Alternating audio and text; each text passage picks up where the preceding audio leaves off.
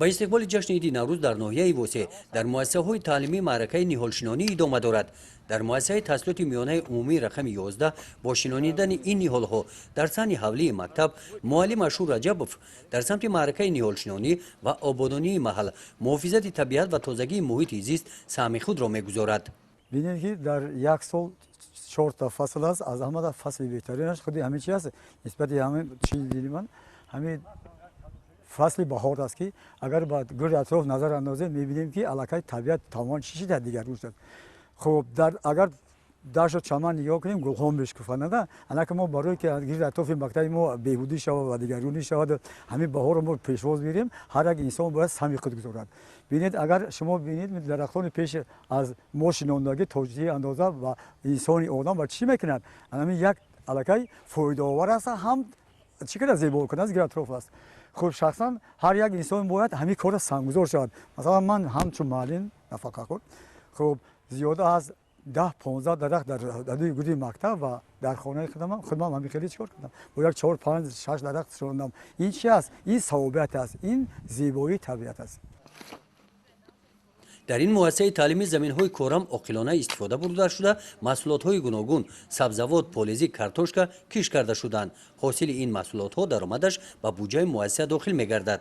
تایید برای خوراک کودکان سرگزار شدن، کدو و سبزی و کاشکا و خیلی لوبیس پیدا می‌کنیم. پول یک 60 کیلو لوبیس پیدا گرفتیم، یک 80 کیلو کاشکا.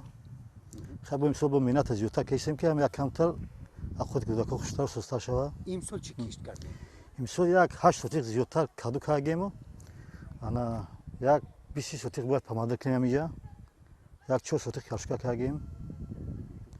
خب دیگه می‌کنیم ولی وقتی پیش سالی وقتی باوری نو درآمده است و وقتی که شکر است پس پاماده کردن که پس مکتب یا چند سوتیق دیگه بکوره اینجا.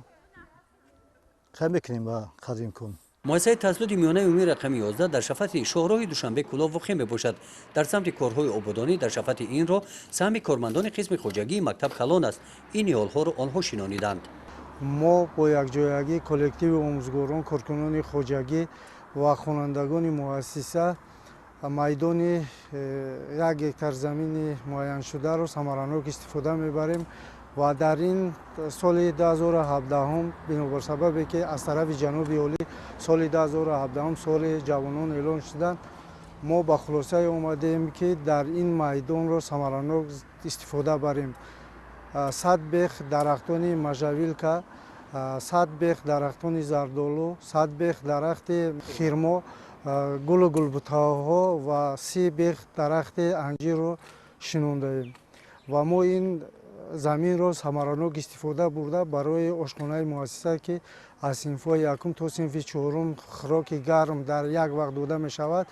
همه محصولات های آشخانه از حساب مهنت ثمره بخش کارکنان خوجگی است و نیت داریم که در پیش که عید نوروز، عید بین المللی اعلان شدن نوروز ما تیاری به نوروز دیده ایستاده ایم و مقصد داریم که نوروز عالم فیروز را در یک سطح بلند مدنی گذرانیم. در جماعت دهات توگرک برابر کارهای آبادانی همچنین قسمت فرهنگی چرابینی جشن نوروزی جماعت دهات را این مؤسسه تعلیمی تیار می‌نماید. برنده معرکه جشن عید نوروز غالب آزمون ولایتی راویان جوان امینه اکرامووا انتخاب گردیده است. برنامه ایدانه نوروزی که از رقص و سرودهای جالب عبارت هستند ترانه‌گری طبیعت زیبای دیار بهار و نوروز میباشند. گزارش خواجه نظریف خدای نظر ظهوروف از ناحیه واسه برای برنامه اطلاعاتی نوید.